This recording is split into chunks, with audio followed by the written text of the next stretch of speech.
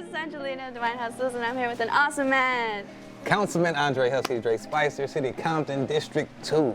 Hey, if you want to hear his story and how Compton runs through his veins as well as through his heart, you may want to check him out. Remember, everybody, like, comment, and subscribe, and stay tuned to hear his story. Now, in the spirit of holidays and Christmas coming up, I wanted to surprise him with a little gift, okay? Gifts and surprises. And surprises. Today, we have a little hint in front of us on what we're going to be doing today. But let's go. Oh, snap. We got a blank canvas. Yeah! We about to get busy. Yes, we are. Creativity time.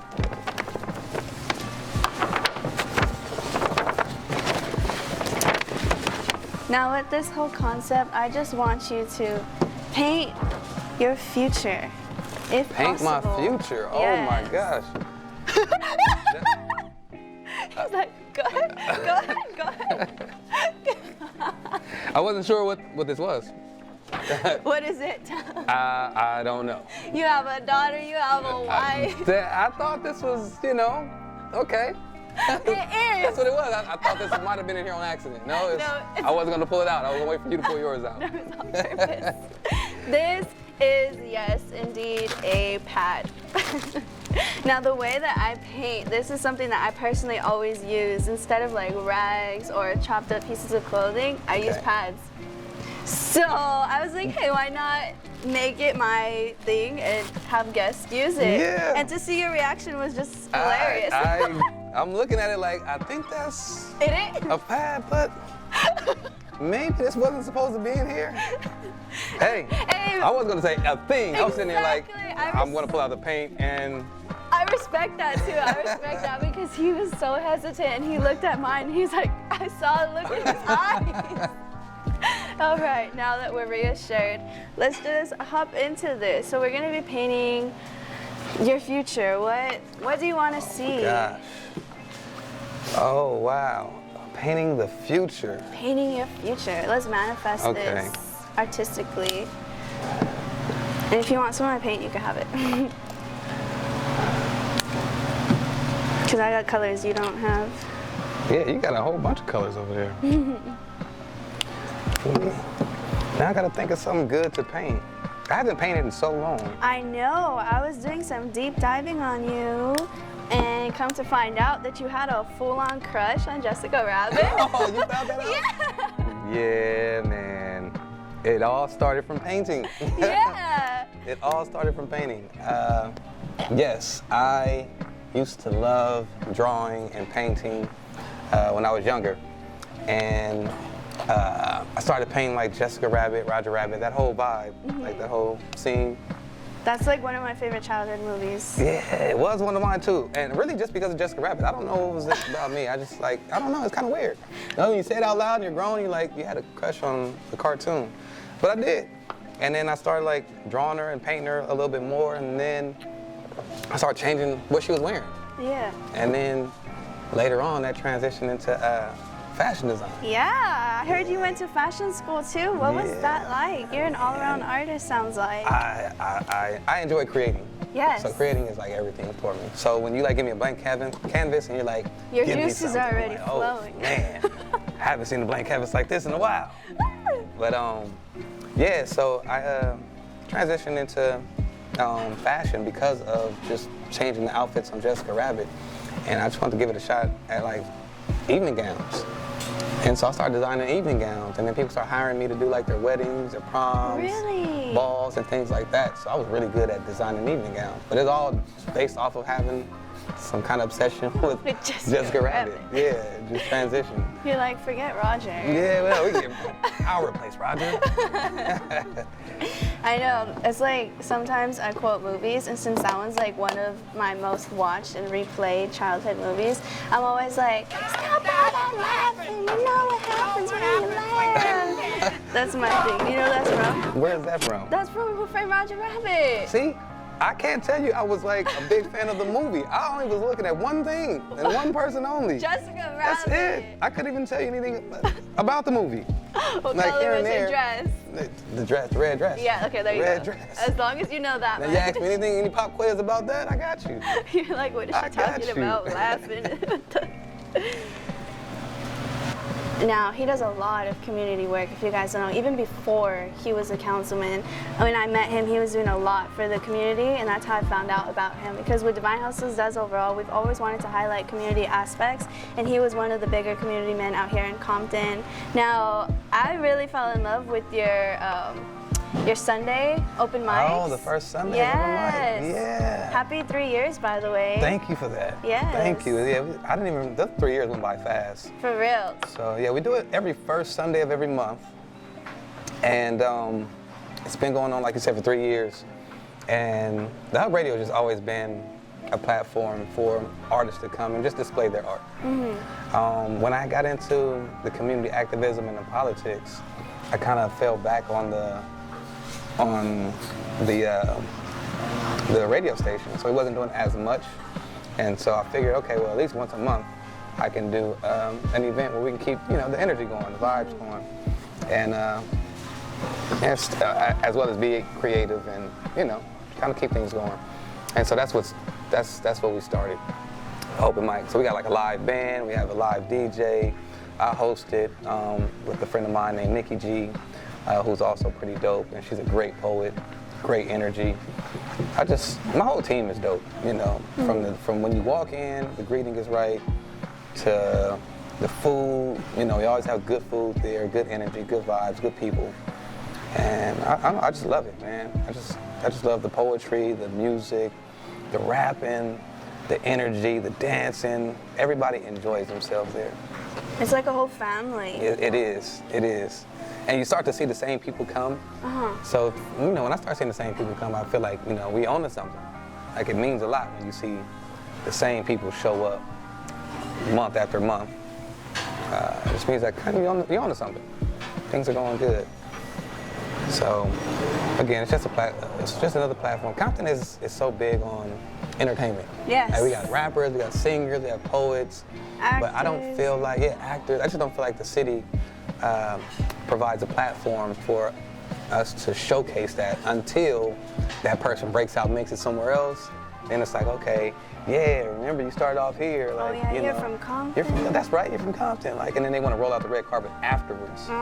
It wasn't much YG supporters before YG was YG, right? After he became YG, and it's like then we roll out the red carpet. I'm trying to be a little more proactive. I'm trying to show love to those artists before they make it.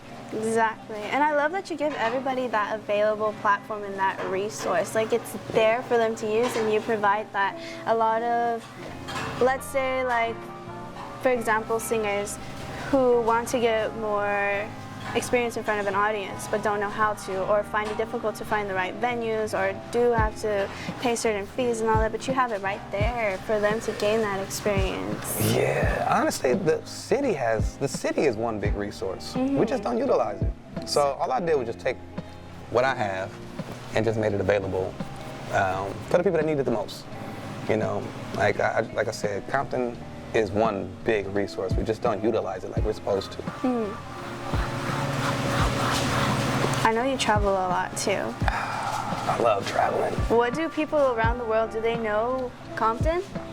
Listen, I've been to St. Martin, I've been to Mexico, I've been to Egypt, Dubai, Zanzibar, like all over, and everybody knows what Compton is.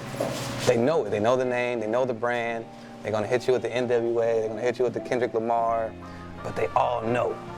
And they have a perception of what Compton is, what it looks like. So of course you're gonna get the whole, hey, is there a drive-by every day? Hey, is there, like, how's the gang banging? Is it safe? You get that. And I think that's the most frustrating part, is that you have people across the world that has a perception of what your community is. Especially with your home. That's where you grew up. Yeah. Fighting with chickens and goats. Yes! I know. Somebody's been doing some research. I know. I woke up and I was like, hey, we got Andre today. And that was all I was doing. I told him before when we started rolling, I was like, dude, I got like 3 pages worth of research on you and my hand is like in pain. But that just goes to show how much community work he does. But if you want, since I already jumped the gun, tell him what it was growing up like. So, my grandmother bought a house. Her and my grandfather bought a house. Actually, the house that they bought was in Santa Monica. Oh. And they took the house, physically picked it up and brought it to Compton. And my grandfather put it on the land, and he built a back house and a garage in the backyard. And so they had a half-acre of land. And so on the half-acre land, they put a farm in the back. And so we had goats, we had chickens, we had geese, which geese used to kick my butt. They used to bite at me all the time. They were evil little things. Do you got like a fear of them now? I do. Really? I do. You don't realize like ducks have like teeth, like little small teeth. Yeah, geese have teeth, and that it hurt. It hurts. And so they used to go after me all the time. But we had goats, we had rabbits. I had cows, pigs, like all that was in the backyard in Compton. That's so dope. So that area is called Richland Farms. My grandmother still has a house over there. It's called Richland Farms. Most of the houses over there, like 2 blocks, are sitting on half acres. Like every house has a half acre. And they don't have sidewalks over there. It's like the countryside of Compton. Like, a lot of people don't even acknowledge that yeah. part of Compton. I didn't know that. Again, so when I'm going across the world and they're telling me what my city is and what it looks like, and they have no idea about this side because it doesn't appeal to the world. It doesn't fit the narrative for what Compton is. So people don't really talk about it much. But yeah, so like I said, she's been there for about 60-something years. My family's been over there. And again, I love growing up over there. I really and truly enjoyed it. Didn't realize how diverse my community was until you got older. And you hear all the rhetoric of what they think Compton is. And so when you look at your history and your past, you're like, man, that wasn't my experience. That's not how I grew up. Some of it is true, but for the most part, like, we're very diverse. We do a little bit of everything. Compton has a little bit of everybody. Really, truly does. There's no one way to be. So, but yeah, man, growing up in Richland Farms, that was half my childhood. Like, my mom was on the east side of Compton, and my grandmother was on the west side. So, when you're young, and at that age, you spend a lot of time at your grandparents' house or your aunt's house because parents were at work or at school or whatever. So I spent a lot of time over in Richland Farms. So your grandmother was like a huge part of your life? Huge. My grandmother's, man, still to this day. She's 93 years old. Wow. Yeah, 93 years old. She's seen your journey. Yeah, the whole thing. Like, she's one of my biggest fans. Like, she's one of my biggest fans. Yeah, man. I call her OG. OG. Yeah, that's OG. That's OG. She's 93 now. Wow. She'll be 94 in February. So God willing, she makes it to the 100 mark. That'd be amazing. Man, it would. So, but yeah, man, my grandmother's pretty dope. What are some lessons that she's taught you? My grandmother was big on not being a follower. Like, she just made sure that I was confident and comfortable in being who I was and in my own skin. And when I wasn't, she didn't have a problem with discipline. So back in the day, man, your grandparents used to tell you to go outside and pick a switch. You ever done that before? No, that wasn't it. That wasn't your lifestyle, huh? Too young for that? Yeah, I didn't even know what that was because I remember my parents. We were watching Everybody Hates Chris, and they brought that term up, and I was like, what do you mean a switch? Like a light switch? Like, what do you mean? And then my parents went into whole started like, back in my dad said you have to go outside and get like a twig, right? Like a branch, like that's what it was. Yep. And I was like, you're kidding? Doesn't that hurt? He's like, yeah, it does. Like, it hurts like a mother. No, man, that's how we used to do it. My grandmother used to tell me all the time, like, go out there and pick your switch. And you would think picking the smallest switch would be like that's the way to go. Get the small switch. It ain't gonna hurt much. That small switch was tearing your legs up. Oh no. Yeah, it's borderline child abuse. He's like, oh. Yeah, shout out to my grandmother for abusing me as a child. Nah, man, it just helped me keep me in line. Yeah. I wasn't the best kid in terms of just being good. So I picked a lot of switches, to say the least. Ooh. I picked a lot of switches. What? Andre Spicer was a troublemaker growing up. I wasn't the best. I wasn't the best. Maybe that's why it shaped you into the person you are today, you know? I like to think that. You live to learn, and you learn to live. Hey. Look at you. Somebody got some wisdom over here. Yeah, man. Yeah, my grandmother was a huge part of my life, and still is. Like, I was just hanging out with her a couple days ago, and I'm probably gonna go see her tomorrow. Amazing. Yeah. I was gonna ask you that too, because our last guest, unfortunately, he was talking about one of his relatives that he continued. I believe it was one of his grandparents. Yeah, his grandma actually. Yeah. Shout out to Young Quicks. I'm gonna be highlighting you in this segment as well. Yeah, but shout out Young Quicks. Yeah, he was talking about how his grandma would always. She was out of the country, and she would always be like, "Oh, mijo, like when are you gonna come visit? When you come visit?" He's like, "Oh, soon." He never got the chance to. And unfortunately, she passed away. So I'm very grateful. Yeah, man. I've heard that story so many times, Yeah. I'm blessed to not have to experience that with my grandmother. You know, but my heart goes out to just anybody that loses people. You never can guesstimate or assume when a person's gonna expire. So you gotta treat every day as if this could be that day. You know, and when I go talk to when I go see my grandmothers, like I consider that every time. Like, man, this could be the last conversation. This could be the last interaction. And I think that way you cherish the moments a little bit more, and you don't have that regret. Like, I don't want to have any regrets. Not with that, you know, not with death, because you can't get that back. That's a scary concept, man. Death is scary, right? Time is scary. Time is scary. Time is scary. My Yeah, dad. that's a better way of putting it. Time is Yeah. scary. My dad's always like, you can never get time back, and time doesn't stop for nobody. So what are you gonna do with your time? And that right there always makes me consider what I'm doing with my time. Because you can't get it back. You cannot get it back. It's like that's the most valued thing. It's time. Like, you got one shot at this very moment, right now. It's not gonna be another 2 o'clock on a Tuesday on a whatever date this is, the 12th. 12. I had to Yeah. think about it too. You know, we passed that moment. So I think when you consider that, you tend to do better with your time. Your time isn't, like, you don't take it for granted as much. So. You're a very busy man too. I've always wanted to ask you that, especially since you continue to grow and grow and grow. How do you balance that time and family matter, you know, because you're always around the city? You know, I think that is the most challenging part for me. My family suffered because of it. Because I don't manage my time well.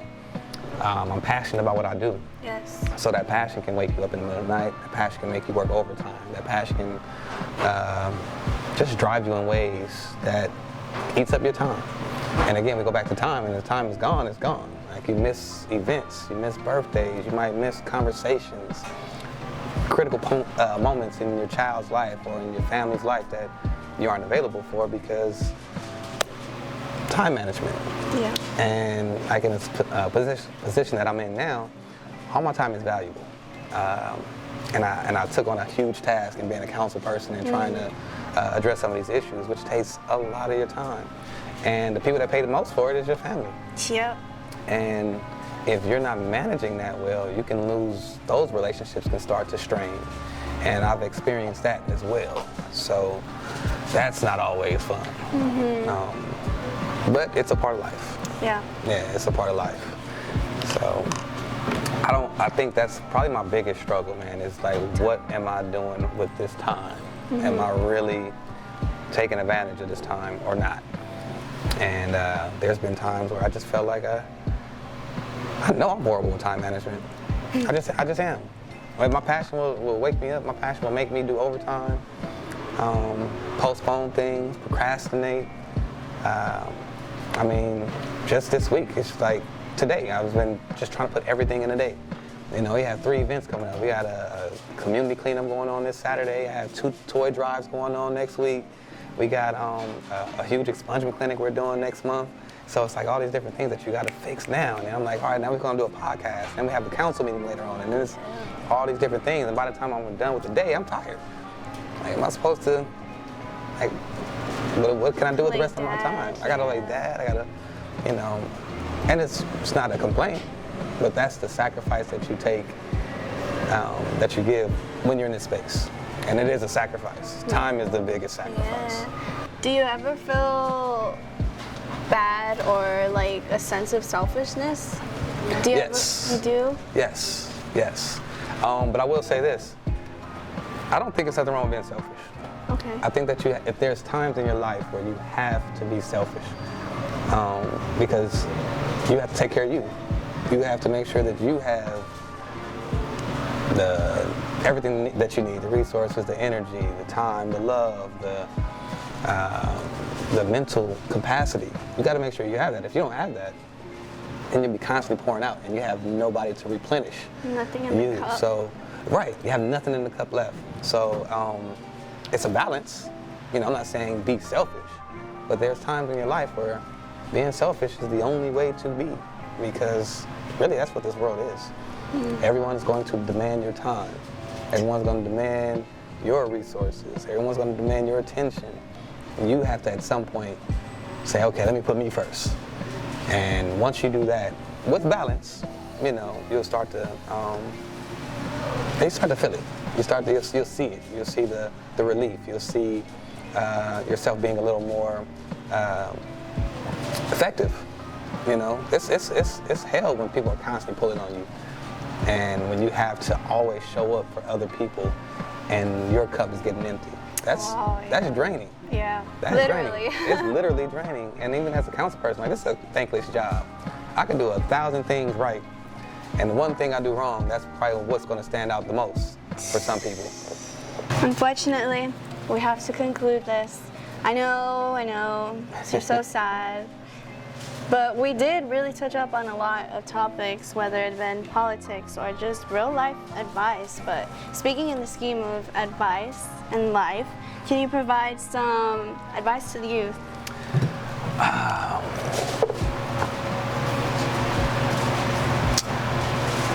Screw peer pressure.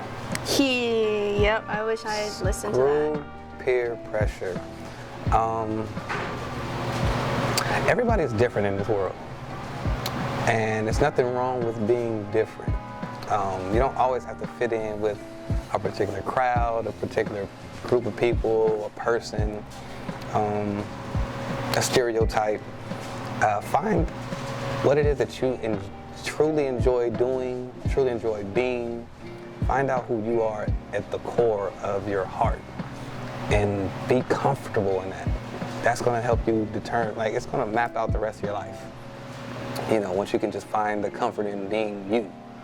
I grew up in a gangbang environment, drugs, prostitution. Some of my family was involved in gangs and drugs. And I grew up wanting to design evening gowns. And I love that. I went and I grew, and I'm around my same homies that I grew up in the neighborhood. These are the same drug dealers, some killers, some gang members, and they embrace me because I'm just me. Yeah. You know, and they'll even ask for my advice on certain things, or I might even design some outfits for them, just, you know, and they were comfortable and they liked being around me, and I enjoyed being around them. There's an exchange of information, and you just accept people for who they are. People will accept you for who you are. If that's truly who you are and you are comfortable and you embrace it, other people will embrace it, I swear to you. And I mean, I'm proof of the pudding on that, man. None of my peers would design evening gowns. None of my peers are going to be running for office. I just found what was comfortable for me, and I found my space, and I locked in, and I think I get respect for it. Yeah. So, be you, find out who that is, find the comfort in that, and be consistent in being that. That's great advice. That reminds me of the same thing, like a happy smile is never ugly. It's like something that is that genuine. There's no way as a human you can deny that. No, man, you can see joy in a real smile. Yes. It doesn't even matter what the smile looks like. You see and feel the energy and the joy. Yep. So. Your hockey player and your missing teeth, you can still see that happiness. We see it even with the spaces. Yeah. We see it. It shines through. Yeah. Can we get advice to hustlers following their dreams right now? Just that little push of motivation. Oh man, look. For the people that are just focused, the hustlers, the divine hustlers, man, listen. Focus on your goal. Dedicate your time. Map out your schedule. Look at your calendar. Look at your time management. Look at your budget. And really take those things into consideration when you're chasing those dreams. That helps put things into reality. It's one thing to have a dream, but you have to wake up and you got to be active.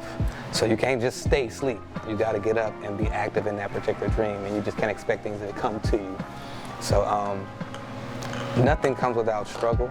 Nothing comes without putting in that work. You got to put in that work. You're gonna have times where you don't want to do this no more. Whatever this is, it's gonna be times where you don't want to do that anymore. And you got to be willing to push through that because it's success on the other side of those emotions. So be ready to put in the work. Are you ready? I think so. I think so too. This is It's tough. Yeah. I was on the fence about it. I was like, what am I gonna do? I gotta paint my future. You know how difficult that could be? That's why I was like, is it too grand of a question? You're like, wait, my future? Ooh, I gotta make symbolic. Show the audience, I want to see you go first. Let's do your big reveal. Well, this is Mr. Andre Spicer's masterpiece. My future is bright. I just went and made a huge sun with a background, and it's just symbolic to just say that this fire's going to constantly burn. I like to think of my passion as the sun, and it does not set. And just for the record, the sun never sets. The sun never rises. The sun is constantly there and it's constantly burning. We move on Earth. The sun never moves. So my sun is a reflection of my future because it's constantly burning. So it's constantly going to be bright. So bam, my future is bright. Wow. Can you guys figure out that I wasn't that right? I completely disregarded the fact that the sun doesn't rise. We say it all the time, like, yeah, see that sunrise or sunset. I'm like, no, it doesn't move, actually. It's us. It's there. Yeah, we're the moving piece to that. Okay, mine is almost done in like 10 seconds. Okay, no, it's all good. It's all good. Yeah, I'm big on astrology. That's how I found out about the whole sun thing. I'm like huge on astrology. Oh, that's dope. Galileo? Well, just understanding how the universe works. Mm-hmm. You know, I didn't realize that suns were stars and stars were suns. Like, you never really think about that, right? So the closest star to us is the sun. We're stars too, right? We're balls of gas or something like that, or whatever. What was that? No, the sun is all gas, yes. And we revolve around like that. But no, but suns are stars and stars are suns. So at night, when you look up at the stars, those are suns somewhere else. That's awesome. So there's no twinkle, twinkle, little star anywhere. It's all big, grandiose suns. Man, destroyed everybody's childhood with that one. I know. All right, I think we're done. Yeah. I hope. Okay. Ready? Yeah. So. I'm ready. What you got? You finna put mine to shame because you really are quite the artist. Well, if you guys rewind all the way to the beginning of this interview, you would hear me say something like Compton runs through his veins and his heart. So I came up with Andre's Anatomy. Yo, that's dope. I like that. This is going into my office again, right? Okay. No. This is getting auctioned off. Yeah, This is getting yeah, auctioned yeah. off. That's so dope, though. But I really wanted to do something with the time that we had. Of course, if we had if I had an entire time, I would have made an absolute masterpiece. I love this though because it just shows the genuineness in our conversation. And with the time that we had together and just talking, I was able to create this. So I love how genuine it is. I love how genuine it is. Good looking out, Angelique. That's, see, I knew you were gonna kill mine. I'm like, No, I love it. It's just giving sublime. I love it. yeah. I love it. Well, these are going up for auction. Yeah. So we got Mr. Andre Spicer's, and then we got mine, Andre's Anatomy. I really wanted to incorporate. This is Mr. Andre, his veins. And yellow, isn't that ironic? You're like, my future is bright. I was not even paying attention to your painting. Yeah. And then I was like, Andre, yellow, The yellow? bright, happy, See? positive, community, bam. So I was like, yellow. That's dope. Yeah. That's dope, man. Yeah, very symbolic. I definitely appreciate that. Of course. But another masterpiece that she's done for me, or not for me, but regarding me. That's dope. I'm a fan. Thank you. We hustlers. Yeah. Well, thank you guys. Thank you for your time again. We spoke a lot about time, but thank you for yours. Thank you for watching this. If you liked it, make sure to hit that like button, comment, subscribe, and of course, where can they follow you or see you? Man, I am Hub City Dre everywhere. Andre Spicer everywhere. Actually, I can't even say that anymore because there's two Andre Spicers from Compton. Oh. The other guy is a superintendent over at LA Unified School District. So shout out to him because he's a really cool guy and I got a lot of respect for him. I got so many congrats when he got his promotion. Everybody's sending me congrats. I'm like, bro, that's not me. That's not me. I didn't accomplish that, but yeah. So Andre Spicer. Everywhere else. Yeah, he might change his handle, so. Well, thank you everybody again. Remember, be kind, support each other, and keep hustling. Peace. Doses.